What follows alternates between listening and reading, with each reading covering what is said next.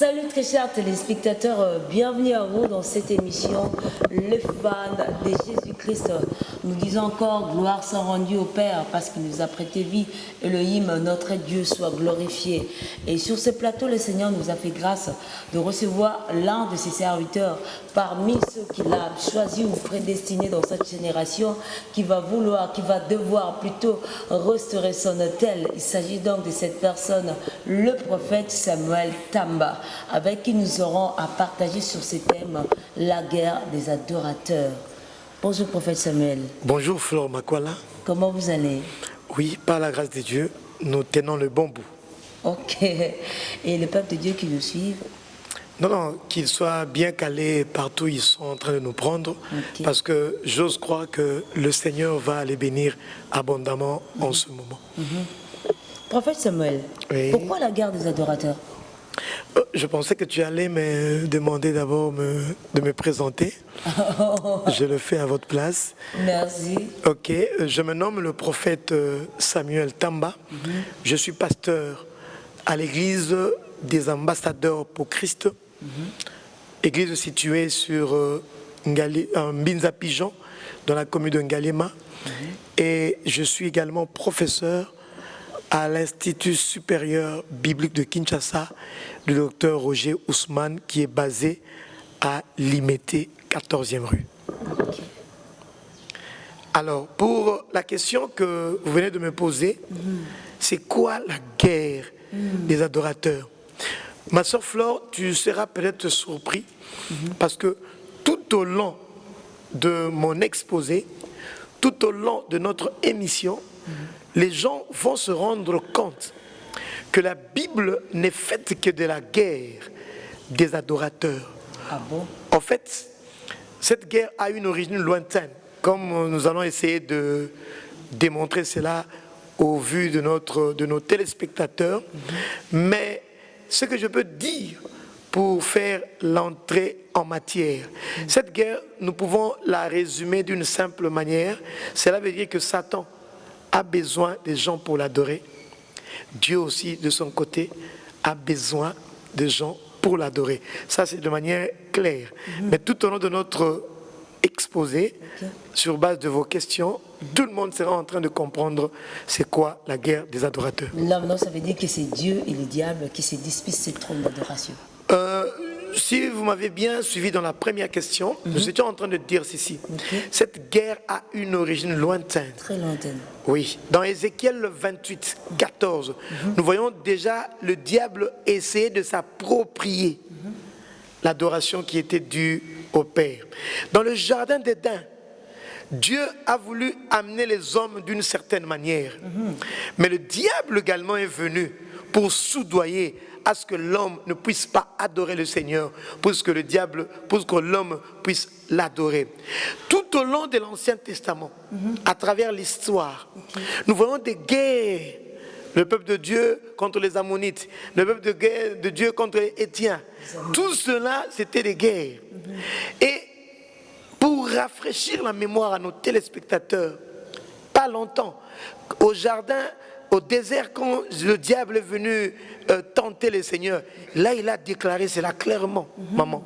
Dans Matthieu chapitre 4, le verset 9 et le 10e verset, le diable dit clairement au Seigneur, je te donnerai tout l'argent de ce monde si tu te prosternais et si tu m'adorais. S'il vous plaît, prophète, mais pourquoi le diable tient qu'on l'adore? Il veut à tout prix s'accaparer des hommes pour son adoration.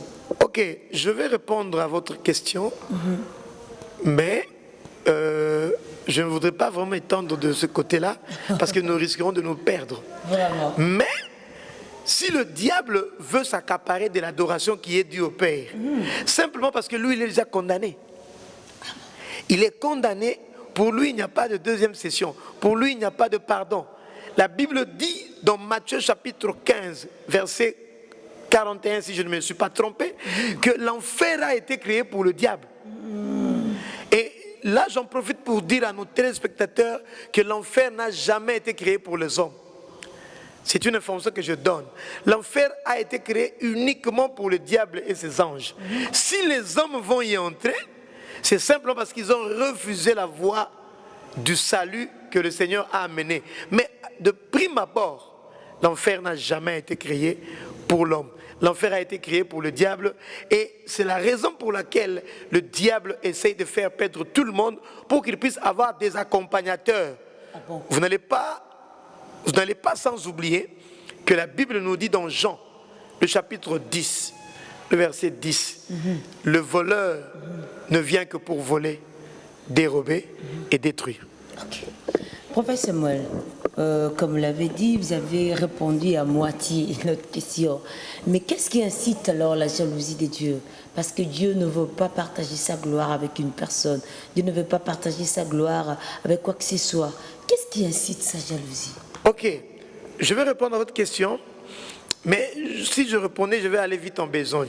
Souffre par ta question que je commence quelque part et puis je vais arriver là-bas. Ok, nous étions en train de dire une chose, ma soeur Flore, que cette guerre-là a une origine lointaine et j'ai donné les péripéties. J'étais arrivé au point où j'étais en train de dire que le Satan, le diable a dit à Christ, Matthieu 4, versets 9 à 10, si tu te prosternes et si tu m'adores, je te donnerai tous les biens de ce monde. Et nous sommes en train de le voir aujourd'hui. Il y a la souffrance dans le monde. Et les jeunes garçons sont en train d'aller prendre des fétiches. Ils sont entrés dans l'occultisme, dans la magie, pour qu'ils se sauvent. Nous voyons les jeunes filles se prostituer. Tout cela pourquoi? Parce qu'il y a la souffrance au monde. Et Jésus-Christ est passé par cette voie-là. Mais il n'a pas souscrit. Il a répondu au diable au verset 10 en lui disant, il est aussi écrit que tu adoreras le Seigneur ton Dieu et tu le serviras lui seul. Ma soeur Flore, laisse-moi te rafraîchir la mémoire en te disant ceci. Le but, la raison de cette guerre, parce que je pense que c'est là que ça tient, pour tout comme à la jalousie, pour que nous puissions en venir à la jalousie, parlons d'abord de l'enjeu ou du but. Quel est l'enjeu? Quel est le but de l'adoration? C'est l'adoration de l'humanité. C'est l'adoration de l'humanité. C'est-à-dire, quand je parle de l'adoration de l'humanité, Satan veut se faire beaucoup de gens auprès de lui. Dieu aussi veut se faire beaucoup de gens auprès de lui. Voilà pourquoi aujourd'hui, il y a crise d'identité. Bon, papa, s'il vous plaît, avant que vous répondiez à la question suivante, expliquez-moi un peu. Y a-t-il un lien entre le péché et l'adoration? Parce que vous avez dit il y a deux frères, deux sœurs, de jeunes filles, de jeunes garçons qui vont aller chercher les fétiches pour se faire voir, pour se sauver. Y a-t-il un lien là entre le péché, entre peut-être le fétiche, l'occultisme et l'adoration? Ma sœur, vous commencez à toucher au nerf de ce message. D'emblée, je te dis une chose pour que les gens nous comprennent. L'adoration est différente de la louange. L'adoration est faite par rapport à ce que Dieu est. L'adoration, je répète, est faite par rapport à ce que Dieu est. Tandis que la louange est faite par rapport à ce que Dieu fait. Voilà pourquoi dans le psaume 150, le verset 6, là, il veut dire que tout ce qui respire loue l'Éternel. Pardon. Cela veut dire quoi? Dans la louange, nous trouvons toute la marmaille. Que ce soit un pécheur, un assassin qui va tuer quelqu'un la nuit, il peut louer Dieu. Parce qu'en fait, il mérite la mort.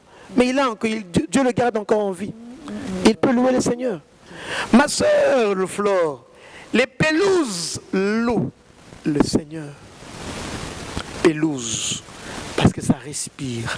Les animaux aussi, comme ils respirent, eux aussi peuvent louer Dieu à leur manière. Les oiseaux louent Dieu à leur manière, parce que ce sont des êtres qui sont en train de respirer. Mais quand nous touchons à l'adoration, là maintenant il y a une partition. Là maintenant il y a une sélection. La Bible dit dans le psaume 24, le verset 2 et 3, qui peut monter à la montagne? Ça c'est une première dimension. Vous n'avez pas terminé le passage. Le verset 3 dit, qui peut se lever jusqu'à ces lieux saints? Ma soeur Flore, pour adorer le Seigneur, il faut monter dans sa présence. L'adoration, elle est faite par rapport à ce que Dieu est. Il faut que la personne soit en mesure de voir réellement qui est Dieu.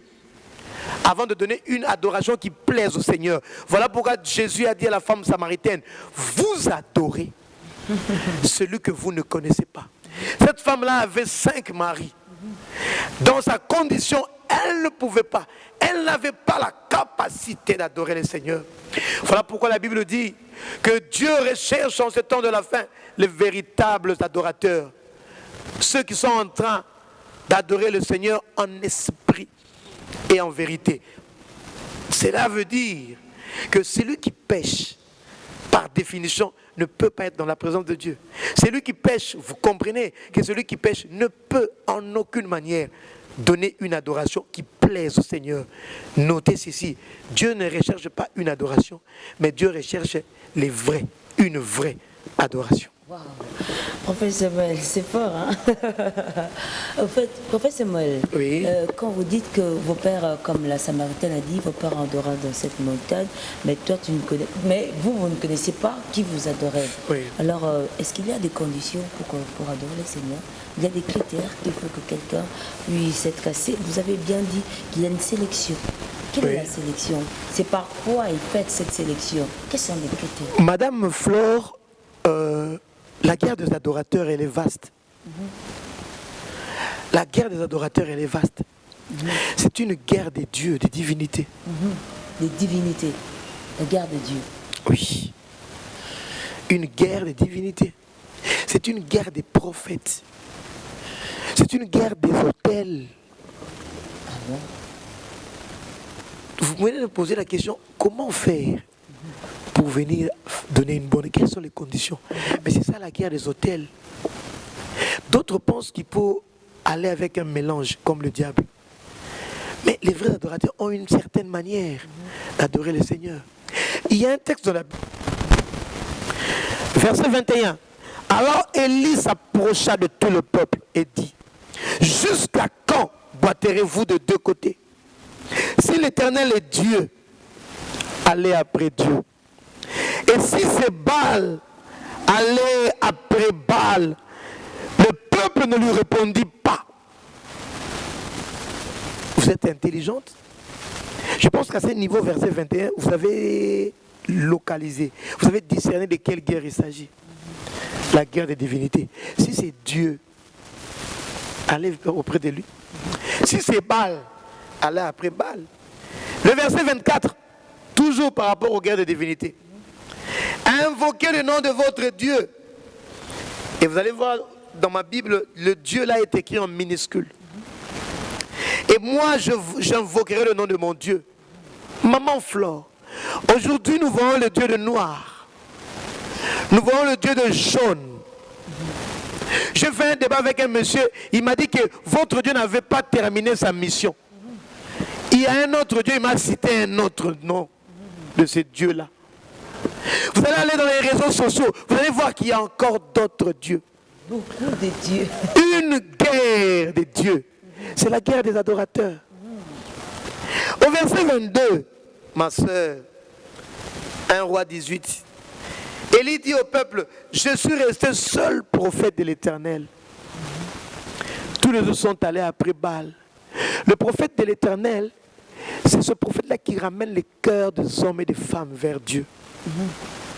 Mais les prophètes des autres dieux sont en train de barrer la route pour que les gens ne puissent pas voir l'éclairage, la lumière, la délivrance qui viendrait du seul véritable Dieu, le Dieu d'Abraham, d'Isaac et de Jacob. La guerre des adorateurs, elle est vaste. C'est une guerre d'offrande. Guerre d'offrande. Oui. Waouh. Tout argent que je donne à l'Éternel des armées,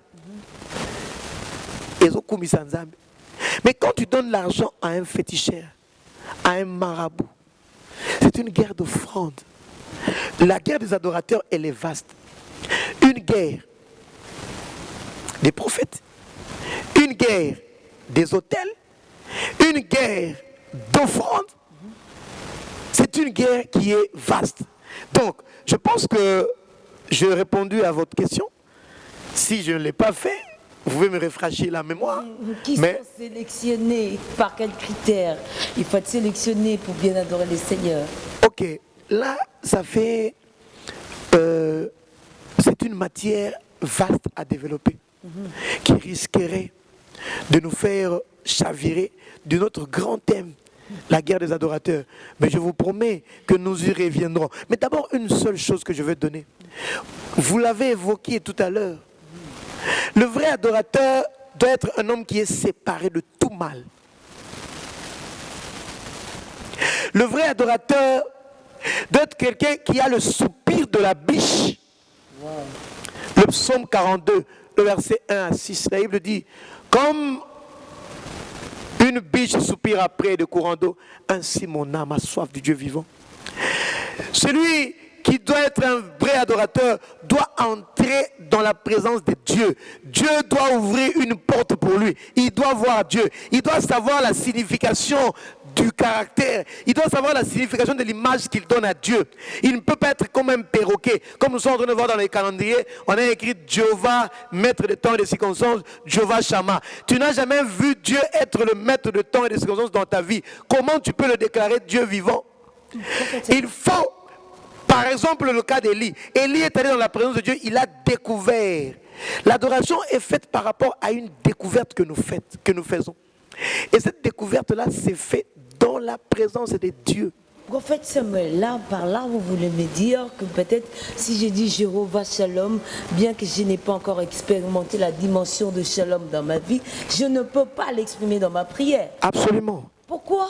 Justement parce que... Comme si vous me reteniez quelque part, vous ne voulez pas que j'avance ici dans la révélation. Nous ne vous retenions pas, mais Dieu, ce que Dieu veut, c'est des gens qui puissent exprimer son caractère dans le monde.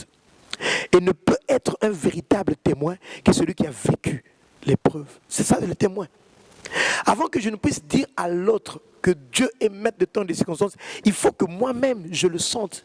Il faut que moi-même j'expérimente. Je dois passer de la théorie à la pratique. Mais non, si je n'ai pas vécu. Dieu donne les occasions. Voilà pourquoi nous sommes en train de parler de ce thème. Vous commencez à venir. Ne peut dire à un homme que Dieu est le maître de temps et de circonstances. Ne peut dire à un homme que Dieu sauve que celui qui a expérimenté ce salut auprès de Dieu. Ah bon, là, on a des églises alors, pasteur. On a des églises. Vous comprenez qu'il y a un problème dans le cœur de Dieu. Vous m'aviez dit la fois passée que vous prêchez avec colère. Justement pour exprimer le cri qui sort dans le cœur de Père. Chez les vrais adorateurs.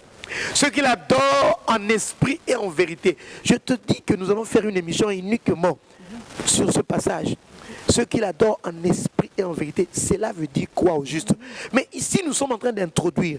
Nous sommes en train de donner les points saillants. Nous sommes en train de donner les grands points en disant ceci. Ne peut bien prêcher le Seigneur. Ne peut prêcher le Seigneur. Maman, il y a l'apôtre Paul qui disait dans Romains 1,14, je n'ai pas honte de l'évangile, car l'évangile est une puissance qui libère. Il savait ce qu'il disait. Aujourd'hui, on a des pasteurs, quand on le soudoie, on lui donne un peu d'argent, il laisse la matière qu'il prêche, il prêche autre chose, simplement parce qu'il n'a pas la révélation de ces dieux-là.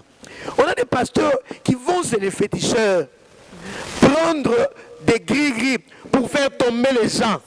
C'est-à-dire que ce pasteur-là n'a jamais eu la révélation que Dieu a la puissance de faire ces choses-là, même fois 1000. Il est facile à un tel type d'être trompé. Pourquoi? Parce qu'il n'a jamais contemplé cette présence de Dieu. Sinon, il n'allait pas aller chercher des gris-gris pour faire tomber les gens. Il n'allait pas aller chercher les gris-gris pour faire des miracles. Pourquoi? Parce qu'il aurait découvert en Dieu. Maman, laisse-moi te dire une chose. Excuse-moi. Okay. Excuse-moi. Okay. Je donne l'exemple de Jean, l'apôtre. Dans Apocalypse chapitre 5, le verset 3, Dieu lui a dit monte, entre dans les profondeurs. Et la Bible dit que Jean est monté. Quand Jean est monté, Dieu a ouvert quelque chose. Dieu se laissait révéler. Quand quelqu'un cherche de l'éternel de tout son cœur, Dieu se révèle. Mais c'est ça la décision. Non, attends. Dieu se révèle. Et qu'est-ce qui s'est passé? Quand il est monté, il a vu une vision. Il a vu une image. Quelle est cette image? Que la Bible dit qu'il y avait un ange puissant qui passait, qui disait que non, qui peut ouvrir le livre ainsi que ces 7 sceaux? Le livre de la vie. Apocalypse 5, le verset 3. Et la Bible dit de Jean, Jean pleurait. Ah, tu connais la Bible, maman. Dieu soit loué. Jean pleurait parce qu'il n'y avait personne qui était digne. Et après la suite, tu peux me rappeler? On lui a dit ne pleure pas. Non, c'est imprécis. L'un des vieillards lui dit ne pleure pas. Ne pleure pas, car le lion de la tribu de Juda, Jésus a vaincu. Et par la suite, maman, qu'est-ce qui s'est passé? Qu'est-ce qui s'est passé par la suite? Jean a vu au milieu des êtres vivants, Jean a vu au milieu des vieillards un agneau comme immolé qui a été trouvé digne. Lui, il est allé, il a pris le livre et il a ouvert et le monde a été sauvé. Et plus tard, il y a eu une adoration. Quelle est cette adoration? Les 24 êtres vivants et les vieillards étaient en train de dire, tu es digne d'ouvrir le livre. Maman, maintenant, dis-nous, qui nous a amené cette révélation que voici l'agneau de Dieu qui ôte les péchés du monde? Jean-Baptiste. Pas Jean-Baptiste. C'est qui? C'est Jean. Jean. Mais Jean-Baptiste a possédé Jean-Baptiste. Mais justement, voici l'agneau de Dieu. Qui ôte les péchés du monde. Ah, bazo révélation wana. Maman vende kitoko. Maman, quand elle est au je peux parler en lingala un peu? Bien sûr. Maman, moto ya côté na présence ya Nzambe. Amoni o Nzambe azali.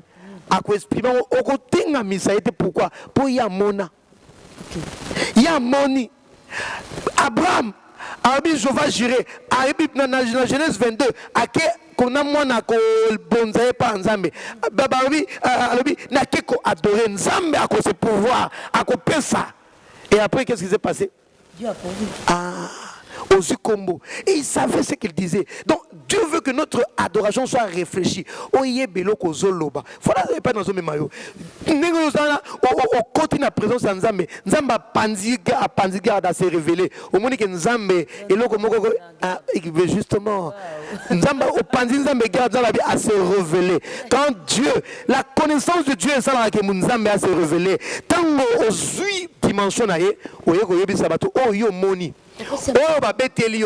Mais c'est ça l'adoration. S'il vous plaît, vous avez parlé de Paul, vous avez parlé des gens, l'Apocalypse, vous avez parlé d'Abraham, oui. Mais particulièrement vous-même, quelle est cette expérience, l'expérience que vous avez vécue personnellement avec Dieu, que vous rassure que vous êtes vous-même d'abord un vrai adorateur, parce que vous ne pouvez pas prêcher l'adoration quand vous n'êtes pas un vrai adorateur. Ok. C'est une question qui est pertinente. Là, tu es en train de parler de toute ma vie. Mais, parce que nous sommes dans une émission qui est limitée par le temps, et il y a encore des choses que nous devons dire, je vais seulement donner une chose, ma soeur. L'image que j'ai du Seigneur, là où le Seigneur m'a amené, c'est l'image de la sanctification. Et je te dis, ma soeur Flore, sans me targuer, sans s'enorgueillir, mais c'est pour aider les hommes et les femmes de cette terre qu'il est possible de marcher sur cette terre de vivants en étant saint. Tu es en train de faire l'interview avec quelqu'un qui n'a pas de péché au-dedans de lui. Ah bon? Quand le Seigneur ouvre mon cœur, il est en train de lire là, sainteté à l'Éternel. Ah bon? Cela veut dire que je fais une alliance avec le Seigneur. On a dit qu'il n'y a pas de saint. La Bible dit qu'il n'y a pas de saint sur terre. Maman Flore, oui, papa. Tu parles de la Bible. Okay. Va lire dans Ephésiens chapitre 5, le verset 25 et le suivant. La Bible dit ceci, que Jésus-Christ va venir prendre une église sainte, sans tache, ni ride, ni rien de semblable. Maman Flore, la Bible dit dans l'épître de Pierre, le chapitre 1er, et il dit ceci, comme celui qui vous a appelé est saint, soyez aussi saint dans toute votre conduite. Maman Flore, dans 1 Thessaloniciens chapitre 4, le verset 3 et le verset 8e, et il dit que recherchez la paix et la sanctification sans laquelle personne ne verra le Seigneur. Je suis en train d'appeler les hommes qui sont en train de m'écouter, que Dieu nous appelle à la sanctification. Je me rappelle d'une histoire où Jésus a dit que Satan a réclamé quelque chose dans Katinae. Non. Le diable n'a rien à réclamer. Ah, il est possible de marcher sur cette terre de vivants dans la sanctification C'est vrai, pasteur. et dans la sainteté. C'est vrai. C'est la dimension que Dieu est en train d'attendre à cause de là. Cette race, maman, ceux qui sont mes côtés, ça n'a même pas 5 secondes, il fait bima. Je ne peux pas marcher avec le péché en moi, parce que je serai un homme mort. Les choses que le Seigneur a dit, tout ça là, ceux qui n'ont gardé les soumou, je suis un homme mort, et ça je l'ai compris. Voilà pourquoi chaque jour de ma vie, je ne peux pas entrer dans Katia Kawana. J'ai eu l'image de la sanctification que le Seigneur m'a montré. Et je suis à cette dimension-là. Maman, l'adoration, je le répète, c'est par rapport à ce que Dieu est. Ne peut dire ce que Dieu est que celui qui le voit. Ne peut voir le Seigneur que celui qui vit une vie sans péché. Semblable à lui. Oui, voilà pourquoi dans 2 Corinthiens chapitre 3, le verset 18, la Bible dit ceci. Que tous ceux qui sont en train de contempler le Seigneur, ils sont transformés en la même image. Waouh! Professeur, s'il vous plaît. S'il vous plaît. Oui, je vous écoute. C'est profond ce que vous dites. Oui. Samuel, savez-vous qu'aujourd'hui, il y a des hommes de Dieu lorsqu'ils vous prêchent pendant le culte, s'il vous plaît, mais ils ont l'audace de se dire que Dieu seulement est le Dieu du Père. Moi, je peux pécher, mais si toi tu pêches, Dieu te condamnera. Mais moi, même si j'ai péché, le Seigneur ne me condamne pas, parce que la Bible a dit, vous regarderez l'homme de Dieu comme ça. Je ne sais pas si tu as le passage pour me montrer ce que... Donc, il faut être... Il faut... Les hommes de Dieu ont dit, et j'étais là dans ce culte. Justement, le problème c'est que actuellement, nos fidèles doivent être comme les fidèles de Béret. Donc quand un homme de Dieu parle, tout ce que je suis en train de dire ici, tout le monde est capable, doit aller vérifier, surtout la base de la doctrine. C'est très important. Ce pasteur-là qui dit ces choses, c'est un serviteur du diable. Le passage, je ne l'ai pas dans la tête, mais Paul était en train de dire aux autres, soyez mes imitateurs comme moi je le suis de Christ. Oh là là. Vous comprenez? Nous sommes le modèle. Nous devons être irréprochables. Va lire Tite, va lire 1 Timothée. Si déjà en ce temps-là, dans la parole de Dieu, on interdit aux diacres d'avoir plusieurs femmes. Le diacre qui lui s'occupe simplement des choses de l'intendance de l'église. Mais dessus quoi, bon, pasteur? Or, c'est pas ce que nous sommes en train de voir sur la terre. Voilà pourquoi il y a une race que Dieu lève pour restaurer l'autel de Dieu qui a été renversé, pour restaurer l'autel de l'intégrité qui a été restauré, pour que le culte puisse être agréable. Dans Romains chapitre 12, le verset 1, la Bible dit, je vous exhorte donc, frères, à offrir vos corps en sacrifice vivant. Le premier sacrifice que nous devons donner à notre Seigneur, c'est d'abord le sacrifice de notre cœur. Voilà pourquoi dans Proverbe 4, verset 23, la Bible dit, garde ton cœur, protège ton cœur plus que toute autre chose, car c'est de ton cœur que viennent les sources de la vie. Maman Flore, laisse-moi te dire une chose. Nous devons être de modèle.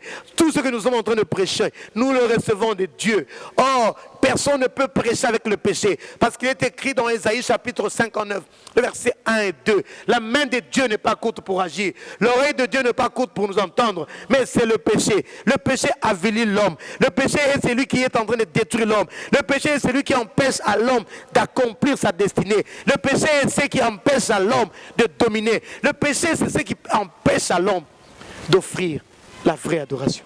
Merci, pasteur. Je crois que vraiment le temps nous presse, mais peut-être on doit parler un peu de notre pays. Oui. Le prophète des nations. Maman Flore, je pense que toi, tu dois être vraiment beaucoup avec moi, parce que prophète des nations, ceux qui mettent des titres sont en mal de titres, sont en mal de positionnement. Il n'y a jamais eu de prophète des nations pendant notre époque. Ah, heureusement que tu es intelligente, parce que tu as demandé pourquoi. Parce que quand on est pasteur, ce n'est pas pour seulement au Congo. Tu es en train de faire cette émission qui va aller où? Ah, donc le prophète du Nouveau Testament est différent du prophète de l'Ancien Testament. Est-ce que vous me suivez? la matière, le ministère, le boulot, le travail du prophète de l'Ancien Testament est différent du prophète du Nouveau Testament. Mais nous en reparlerons. Sache seulement une chose, quand quelqu'un est prophète, déjà le nom de prophète, Dieu l'a prédestiné à être déjà pour les nations. Je ne peux pas venir créer à la télévision que je suis prophète international ou je suis prophète des nations. Ceux qui sont en train de crier ces choses-là, ce sont des gens qui sont en mal de positionnement. Mais un pasteur, il n'est pas seulement pour le Congo. Un pasteur, il est aussi pour les États-Unis. Un pasteur, il est aussi pour le monde entier. Parce que la parole a été donnée pour le monde entier, maman. Voilà pourquoi je te dis que prophète des nations, ça n'a pas de sens. Je suis prophète. Papa, parlons un peu de notre pays, la situation qui s'y prévoit par rapport à tout ce que nous entendons, par rapport à tout ce que nous vivons déjà. L'adoration de l'Éternel a-t-elle une influence sur le trône des nations et particulièrement sur le trône de ces Congos, le Congo de la promesse, le Congo qui a été promis même depuis la Bible, depuis l'éternité, un pays comme ça dans Isaïe 18. Tout a été bien défini, mais je me demande, est-ce que cette adoration, nous parlons, cette adoration a pris place dans ces Congos ou pas encore? Oui, merci pour cette question intéressante. C'est là, nous sommes en train de descendre. Mais quand nous étions en train de parler avant l'émission, tu m'as parlé d'un passage. Mais tu ne l'as pas cité maintenant. Zacharie 14, 17. Qui dit quoi? Qui dit, s'il y a de familles de la terre qui ne montent pas pour se prosterner devant moi, la pluie ne viendra pas sur elle. Ok. Évidemment, c'est ce que nous sommes en train de voir. Maman, retiens une chose. Le Congo, c'est le pays d'où partira le réveil du temps de la fin. Le tremplin. Tu peux appeler ça comme ça. Mais le Congo, c'est le pays d'où partira. Voilà pourquoi tu es en train de voir tous ces taubous. Ce sont les douleurs de l'enfantement. Un pays bizarre, un pays compliqué, un pays de grâce. Mais laisse-moi te dire, ma soeur, que c'est de Congo que partira le réveil du temps de la fin. Le réveil part du Congo, ça va embraser l'Afrique. Ça va embraser le monde entier. Mais ta question est intéressante. Qu'est-ce que ta question dit? Si les nations de la terre, si le peuple ne monte pas se prosterner et adorer à Jérusalem, la pluie ne tombera pas. Correct. Mais tu as l'immola. Laisse-moi quitter sango pour comprendre, madame. Ma soeur, tu sais pourquoi Dieu recherche les vrais adorateurs? Est-ce que tu connais un passage qui est dans la Bible, dans Romains chapitre 8, le verset 19? Ce passage dit quoi? Tu connais? La création entière attend la révélation des fils. Cela veut dire quoi? Dieu veut des hommes et des femmes qui montent pour donner une très bonne adoration auprès de lui. Mais laisse-moi te lire un texte qui va te donner de la lumière. Proverbe, le chapitre 11, le verset 11. La ville s'élève par la bénédiction. Ah, voilà, tu connais la Bible.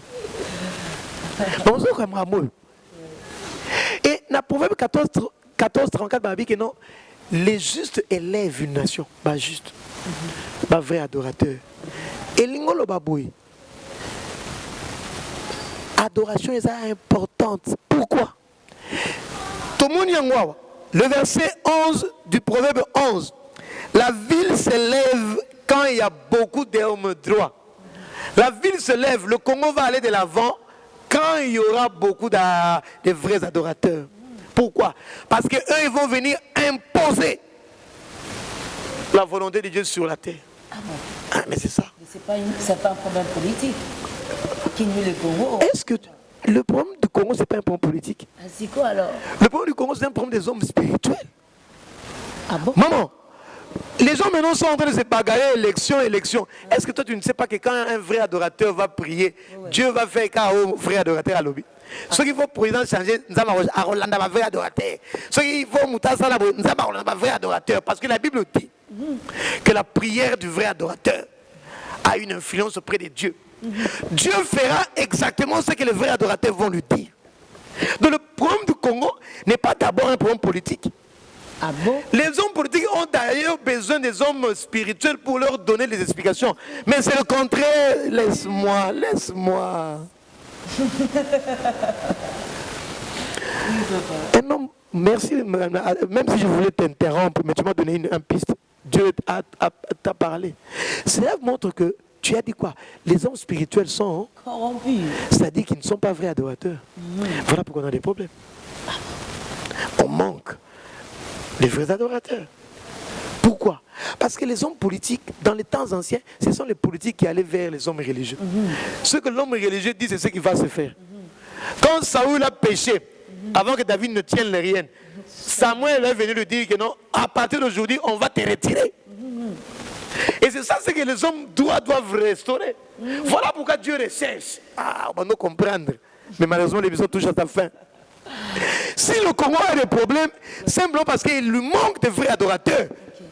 Il y a un problème d'adoration. Il y a un son de la trompette. Il y a un oracle que Dieu nous a donné. La gloire dans ce pays entrera par la porte de la source. Wow. En d'autres termes, la gloire de ce pays entrera par l'adoration. La source, c'est l'adoration. Maman Makwala, si nous restaurons l'adoration dans notre pays, Dieu va faire concourir les temps et les circonstances. Voilà pourquoi en son temps, Moïse avait imposé la volonté de Dieu. Une des volontés de Dieu est ça que 3 Jean 2, je souhaite que mon peuple prospère à tous égards, comme prospère l'état de ton âme. Moïse est venu imposer Dieu. Et souviens-toi d'Exode 32, le veau d'or. Élie est venu imposer Dieu, 1 roi 18. Les gens sont allés vers l'Éternel. Joseph est venu imposer la volonté de Dieu. Il a fait en sorte qu'en Égypte, dans une terre étrangère, les gens ont mangé. Daniel. Et Dieu est en train maintenant d'amener les vrais adorateurs en ce temps de la fin à s'élever. Voilà pourquoi il y a une race que Dieu ressuscite en ce temps. Il y a une race que Dieu est en train de susciter pour donner de l'espoir au monde. Voilà pourquoi Romains 8, 19 dit que la création entière attend, soupire. Parce que s'il n'y aura pas de vrais adorateurs, si le nombre de vrais adorateurs est comme mataté, alors nous allons toujours rester dans notre problème. Tu viens de le dire, que si vous n'allez pas prosterner à Jérusalem, en d'autres termes, si vous n'allez pas donner de la vraie adoration, il n'y aura pas de pluie pour le peuple. Voilà pourquoi nous sommes en train de prêcher le message, pour que partout dans notre pays, que les vrais adorateurs puissent être ressuscités, qu'ils se réveillent, parce qu'ils ont une responsabilité par rapport à leur temps. Il y a des gens qui attendent Babima, parce que quand ils seront en train de parler, le cœur de hommes et de femmes redeviendra droit. Et quand ils seront en train de lever des prières au devant de Dieu, Dieu fera exactement. Pourquoi? Pourquoi, ma soeur? Parce que le monde entier est entre les mains de notre Seigneur. Appartiennent la terre, la mer, tout. Même le cœur de ce président, même le cœur de ce politique, tout appartient à Dieu. Merci, prophète. Vraiment, le temps est très jaloux par rapport à ce que nous disons. Mais le Seigneur nous donnera encore une très belle opportunité. Alors, un dernier mot pour clôturer cette émission.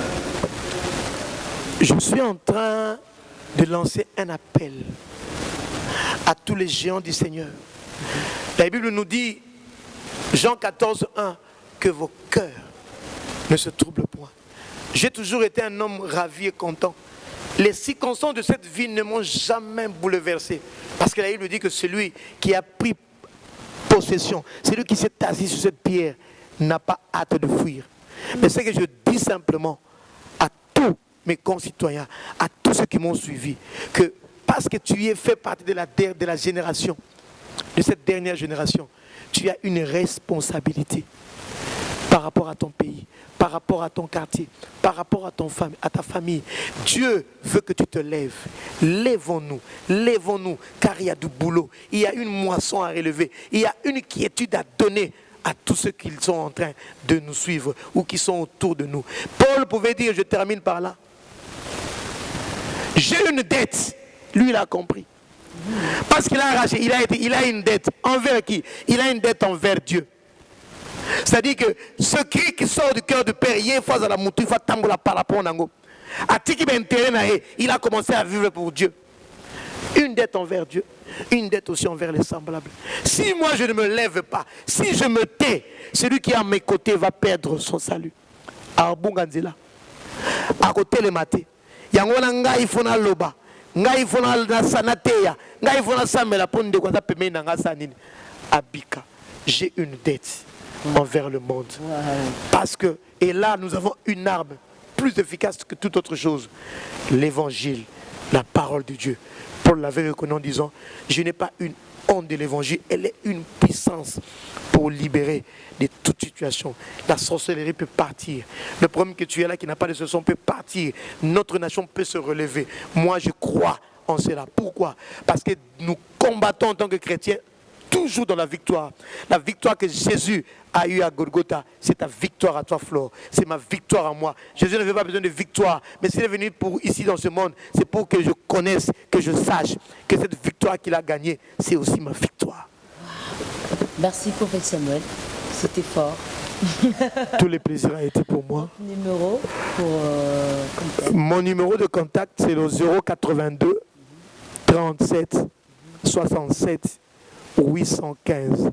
082 37 67 815. Merci.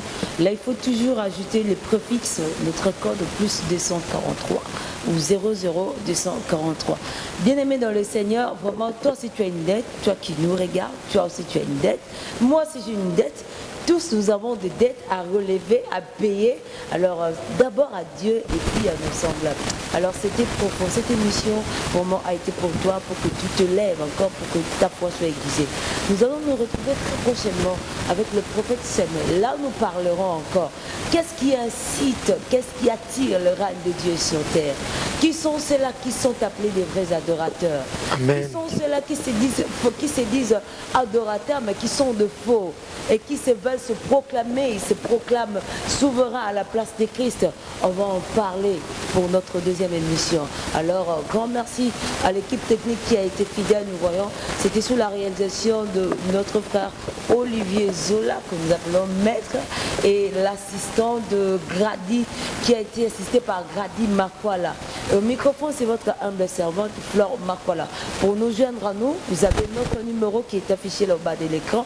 Appelez-nous et écrivez-nous sur notre compte Facebook Yebela TV, soit sur mon compte Facebook Flore Makwala. Et le Seigneur ne manquera pas de nous faire du bien tous. Nous nous retrouvons très prochainement. Que l'Élohim vous fasse du bien.